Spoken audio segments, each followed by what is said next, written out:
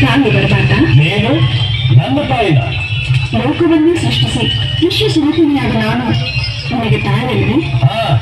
ದೇವತೆಗಳಿಗೆ ಮಾತ್ರ ಅಮೃತ ಕುಡಿಸಿ ಅಸುರರಿಗೆ ಮೋಸ ಮಾಡಲಿಲ್ವಾ? ನೀವು ಅಮರರಾಗಿರಬೇಕು, ಅಮೃತ ಕುಡಿದ ದೇವತೆಗಳು ಚಿರಂಜೀವಿಗಳಾಗಿರಬೇಕು. ನಿಮ್ಮ ಮಕ್ಕಳಾದ ನಾವು ಅಲ್ಪಾಯುಷರಾಗಿ ಸಾಯಬೇಕಾ?